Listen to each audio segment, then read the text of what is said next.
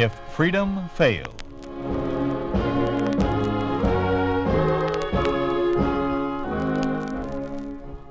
We'd like to take you on a visit to a town that doesn't exist, a town we call Springfield, USA. We'd like to show you how things would be in any American town if communism took over. To illustrate what happens to a man of the arts under a communist regime, Gregory Peck plays the part of Charles Reed in A Matter of Fact.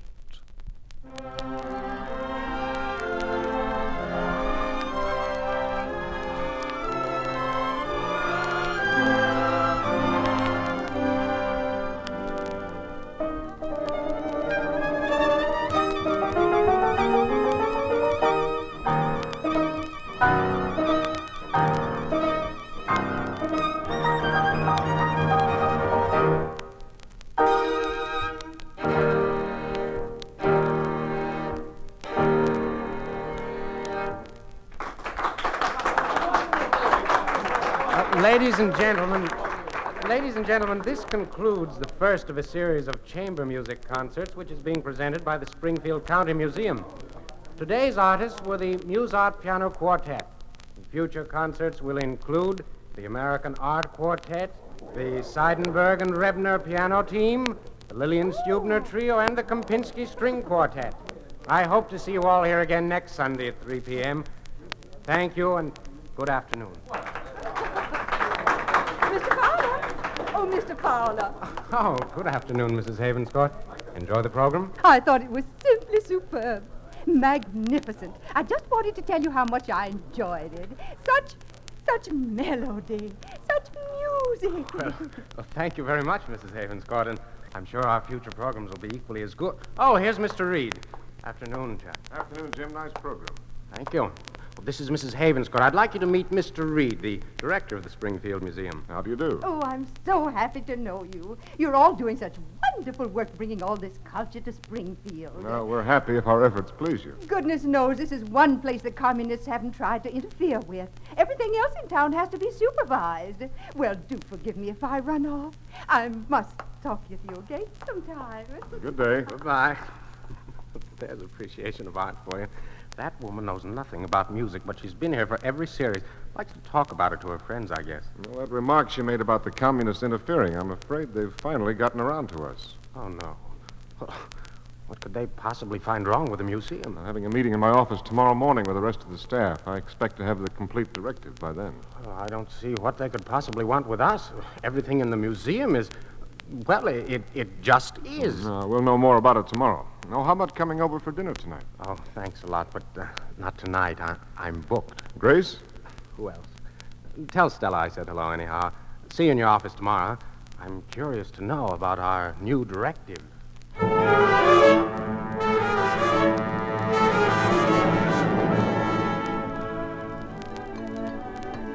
Have some more potatoes, Edward. No, thanks, Mom. Charles? No, I'm finished. What's for dessert? Ice cream cake. Pour the coffee, will you? Say, Dad, I heard you and Mom talking about some new directives for the museum. What are they going to do? Oh, I don't know, son. I'm getting the full information in the morning. I'll bet they'll do the same thing they're doing to us in history. What do you mean? Remember that history book you gave me? The one you used in college? Yes. Well, every year when we get our new history texts, the facts go farther and farther from what your book says. It's a little confusing. Here we are. Pass me your plate. Well, what is it that confuses you? Well, for example, World War II. I want to read something to you that we were studying today. I'll go get my book. Poor boy. He's confused. I don't understand how they think they can twist facts to suit their own purpose. Do they think people will believe them? Well, look at Edward. All he knows about the war is what he learns in school or what we tell him. Stella, what are you driving at? Charles, I really think we shouldn't contradict their teachings. Stella. Well, they've put him in work brigades night after night as punishment for his refusal to accept their version of history. He's the one who's suffering. Sorry to be so long. I couldn't find the place I was looking for. Now, here's what it says. Only the heroic struggle of the Soviet armed forces, which fought fascist Germany single-handed, made it possible for them, without any outside help, to completely smash the Hitler war machine and liberate Europe from the German fascist invaders. Well, doesn't it say anything about a little help from us by means of an invasion? Yes. Here. The main objectives of the landings by the English and Americans was not so much to defeat the Germans as to forestall the complete liberation of Western Europe by the Soviets. Give me that Charles, book. Dad, stop my it. boss! I'm sorry. Edward, pick up your book. I'll help you manage it. Charles, I think you'd better rest. You have a meeting in the morning.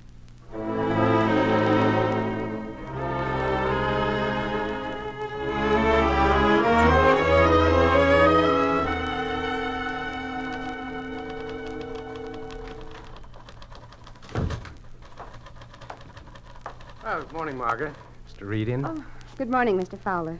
Mr. Reed is in conference with Mr. Davis. Who? After the communists took over here, he was appointed to the top position in the Ministry of Information. And from what I've heard, they're going to take over public information services, like libraries and museums. Well, I can understand why they'd want to take over the libraries. I suppose there's a lot of material they don't want the public to read, but museums, why, everything here is past history. There's nothing they can change here. Well, they've been at it an awfully long time in there. You want me to find out if Mr. Reed can see you? No, the meeting of the department heads starts in 10 minutes. I just wanted to see if he was ready. You might as well sit down. No telling how long they'll be there. I don't exactly know how I'm going to break this to my staff. These regulations are quite radical. Nevertheless, they will be made. They are important. That is why I came here personally to present them. In the future, a member of the ministry will make periodic checks to see that you do not deviate. I see. Morning, Jim. Now, Mr. Davis, I'd like you to meet one of my staff. This is Mr. Fowler, head of our music department, Jim. This is Mr. Davis of the Ministry of Information. Morning. How do you do?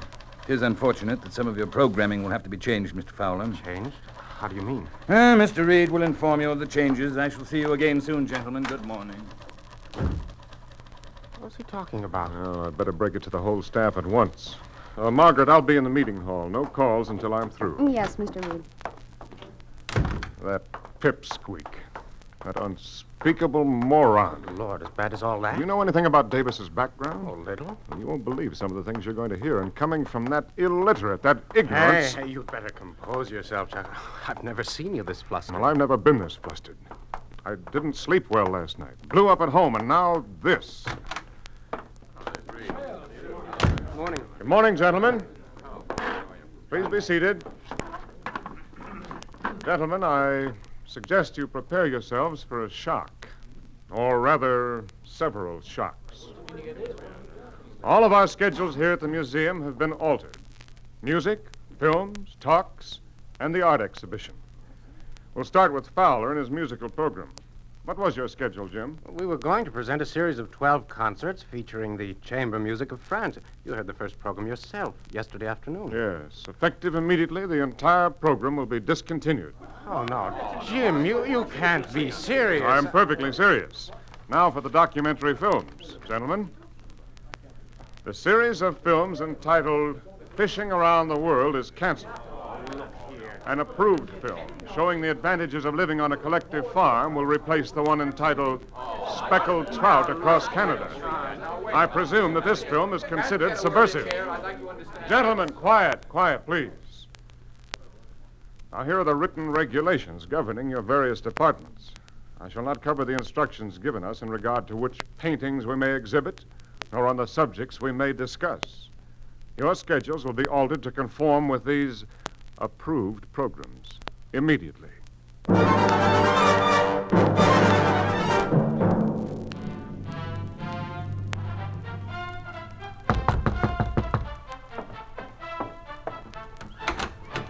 Oh, come in, Fred. Oh, excuse me, Jim. I didn't know you were using the room. That's all right. You needn't go.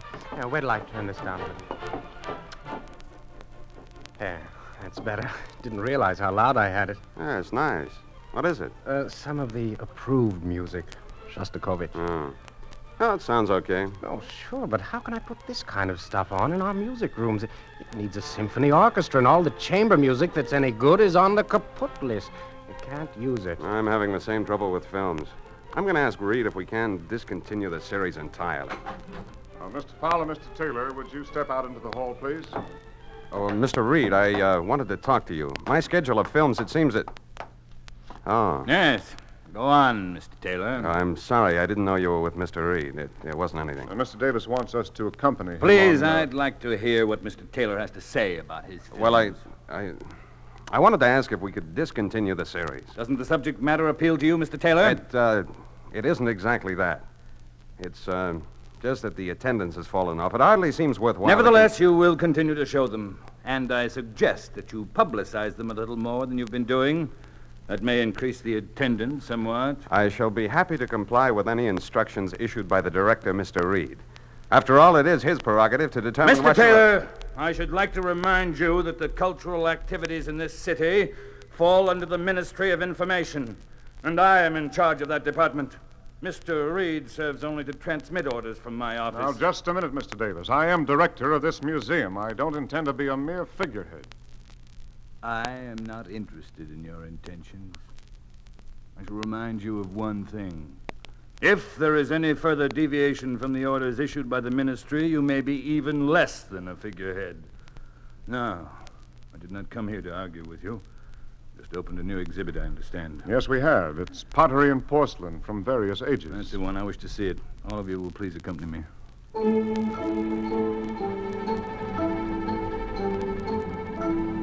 This is the section, Mr. Davis. What in particular did you wish to see? All of it.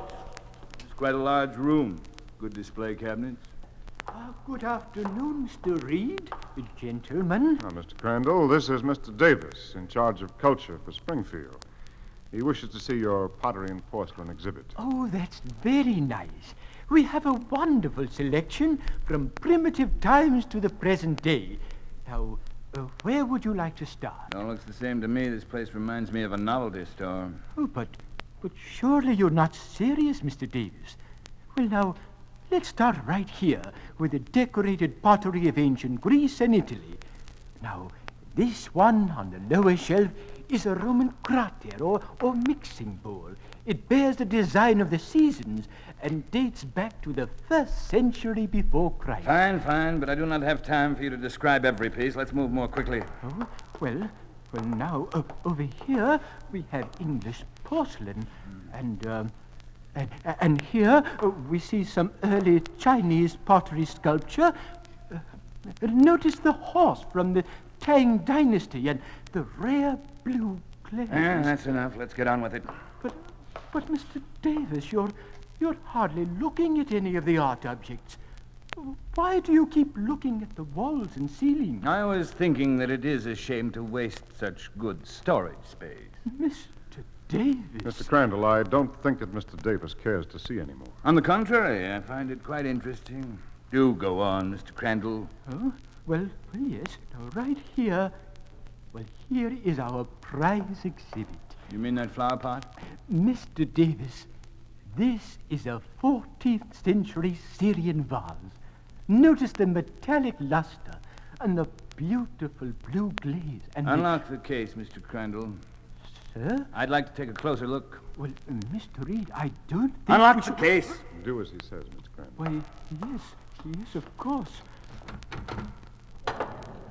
Now, please, Mr. Davis, don't take it off the shelf. You might... Now, what is so wonderful about a piece of dishware? Dishware? Why, for years this was in the Victoria and Albert Museum. We have received hundreds of requests to display it. Now, if you will only look closely at the... How clumsy of me. You did that on purpose. Mr. Reed, I want all of this junk moved out of here.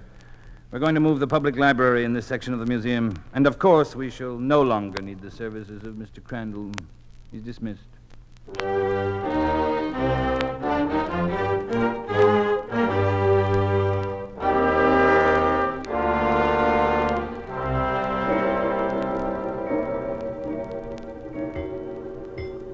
That must be them now, Charles. Will you get it? All right. Well, good evening. Come in. Hello, Charles. Evening, Jack. Here, let me take your coats. Hello, Grace. Jim, nice to see you. Here, Charles, I'll put the coats away. Give the children a drink, will you? Oh, children. You make it sound like you two are a couple of old fogies. No such thing. Here, I have the martinis all mixed. Shall I pour one for you, Stella? Yes, indeed. I hear we have a new employee at the museum, Chuck. You didn't mention that to me, Charles. Well, he just came to work this morning. I didn't know I was getting him. He was appointed by the ministry. Davis's idea. Oh, who is he? His name is Shukov. He's from Russia. Seems they're importing native communists to take over supervision of all the ministries in America. This one's a specialist on museums and art. Someone else to look out for, as though Davis wasn't bad enough. This one will be on our necks all day long. I don't know. I had quite a talk with him today. Doesn't seem like a bad sort. In fact, when I told him about Davis breaking the vase, he seemed a bit shocked. Oh, he didn't say anything outright, but I think he doesn't quite approve of Davis or his methods. You be careful of what you say to him. There's no telling what he might do, in spite of how nice he may seem. Oh, don't worry. I haven't said anything, mostly listened. We're to meet again in the morning to talk about revising the setup of our exhibits. If they keep it up, there won't be anything left to show. Well, we can only hope he won't be too harsh. Well, there's one thing we can be thankful for anyway. With all the purges and disappearances that have been going on, nothing's happened to anyone close to us. There's little enough to be thankful for in a land that's occupied by a foreign power. Let's hope it doesn't get any worse than it is. Now, this is supposed to be a party. Charles, another martini, please.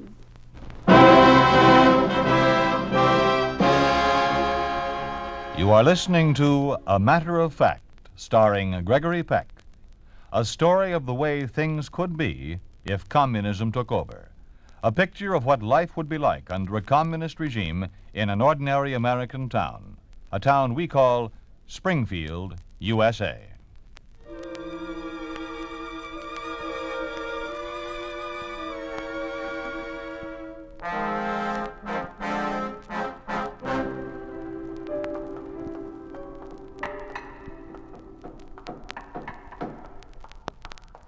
This section is where we have our porcelain and pottery exhibits. We're converting it into a library.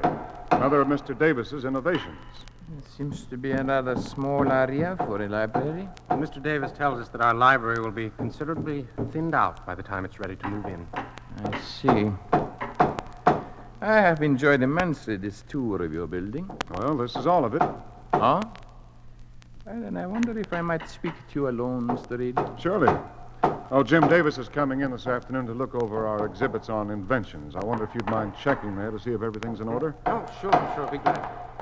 Now, let's step into Crandall's old office, get away from this noise. I have a slight headache. Oh, sorry. Hope it's nothing serious. No, I don't know. I've been having them for some time. Please sit down. Thank you. Chairs are a bit dusty. Now, what did you wish to speak to me about? Mr. Reed, some of what I say to you here, I will say at great risk to myself, although I have no notorious revelations to make. You are an intelligent man, and you have a deep appreciation of the arts. Well, thank you, but what... In Russia, I held a position similar to that which you hold here. And in Russia, the communists did the same things they are doing here. At first I protested, but I soon found that it was safer to do as they said. By following the party line, I became an authority on museum work, although I was not particularly more qualified than many others. Mr. Shukov, why are you telling me this? Because I respect you, Mr. Reed, and because I want you to respect me. There will be things, intolerable things, that I must make you do while I am here. Changes in your work that will repulse you. I hate it, all of it. You know that you could be killed for making a statement like that. Yes, I know. But I had to speak to someone. You see, I had spent my whole life in Russia until they sent me here to supervise the alterations in the American museums. Always I had heard about how freedom of expression was denied to the American people. What caused you to change your mind? I have been impressed by the truthfulness of your museums. There, as they should be, houses of truth in which there can be no place for falsification and counterfeits, things that true scholarship cannot tolerate. Well, so far, we haven't had to falsify anything. Ah, but you will. I don't understand. What is there in a museum that you can make false? Everything here is simply a matter of fact. You can't change facts. You would be surprised at some of the facts that communism can change. In fact, you may witness the alteration of some facts this very afternoon when Mr. Davis arrives.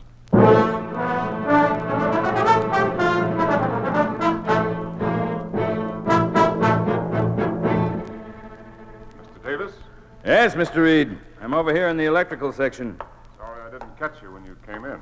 That's all right. I've been enjoying myself browsing through these displays. They're very amusing. Amusing?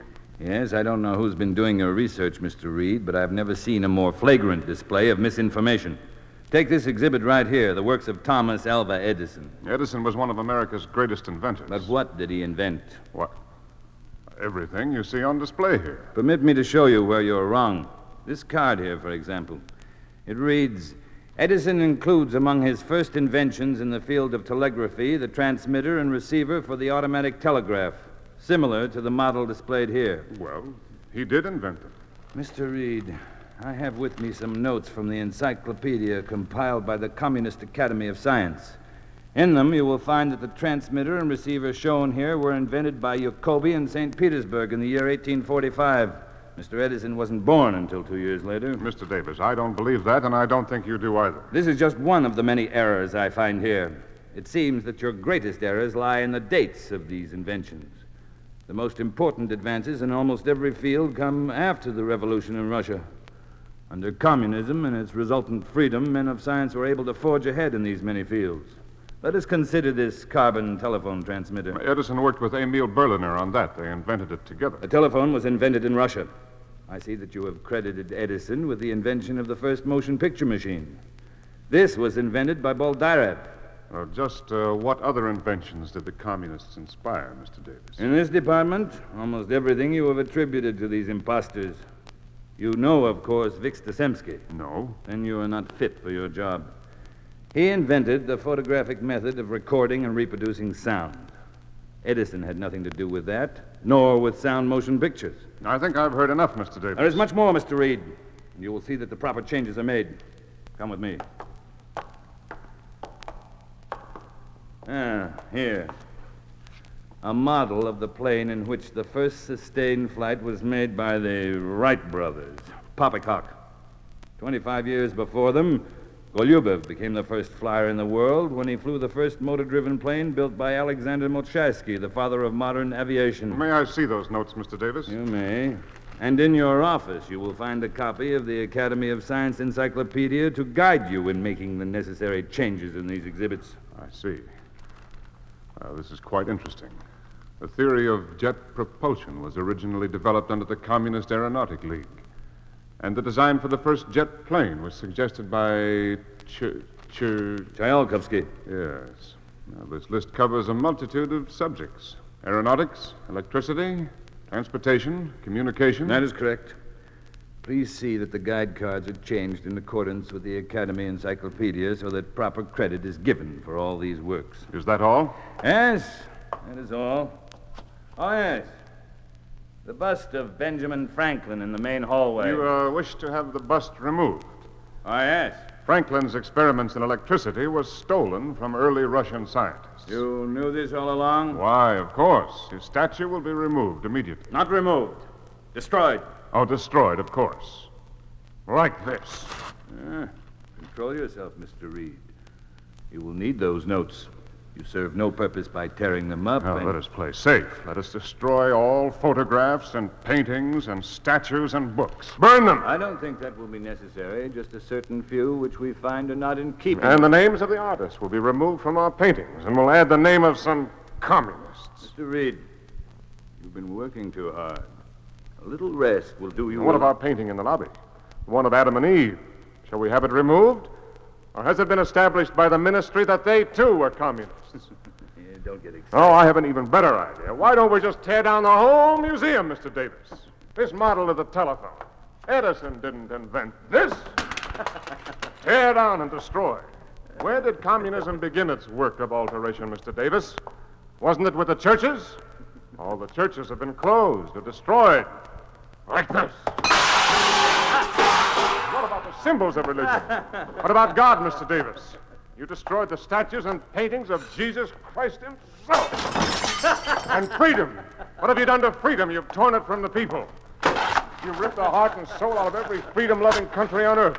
Ripped the heart out as you ripped fine tapestries. Destroy. Destroy as you destroy a fragile piece of valuable pottery. Like you destroyed every semblance of decency. Like you destroyed human rights. and religion and freedom. Destroy every vestige of decency and honor and faith and life.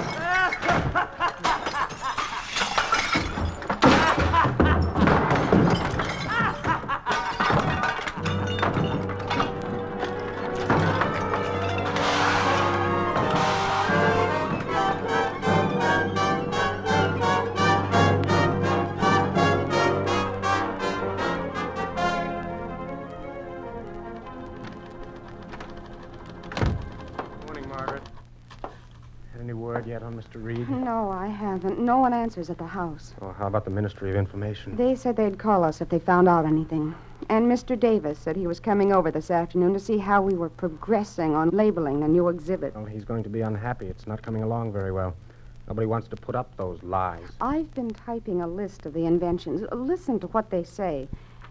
Further information will be forthcoming on other inventions developed under the Communist Academy. These include calculating machines, ice hockey, guerrilla warfare, cobblestone streets, and the bicycle. Do they actually think anyone would believe that? Here's another quote. Only in communistic theaters is Shakespeare performed as he was intended to be performed. Oh. Come in, Mr. Shukov. We were just reading about some of the inventions which were inspired by communism. It's rather ridiculous, aren't they? Why, Mr. Shukov, that's a strange thing for you to say. Not so strange. Being careful is a waste of time. You see, some days ago I had several long talks with Mr. Reed. He knows how I feel about this sacrilege. Then you don't follow this line? No, I never have.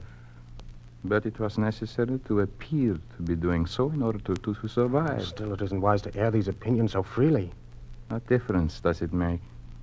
The communists have altered the laws of nature to suit themselves. They have made a mockery of history. What good is accomplished when one must go through life wearing blinders, seeing only half-truths? Mr. Reed felt that way, too. Yes. But he won't have to cope with the evils of communism anymore. Why not? He's insane.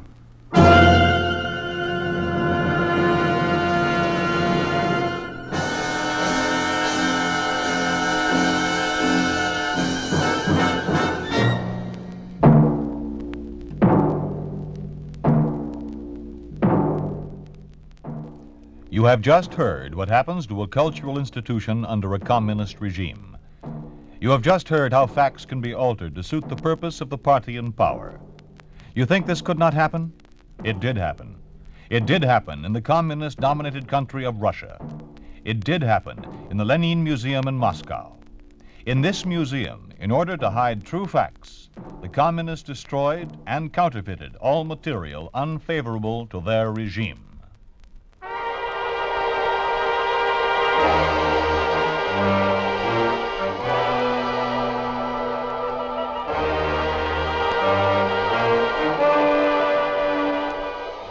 You have been listening to If Freedom Failed, starring Gregory Peck as Charles Reed in A Matter of Fact, with Raymond Burr featured as Davis. This program has come to you through the worldwide facilities of the United States Armed Forces Radio and Television Service.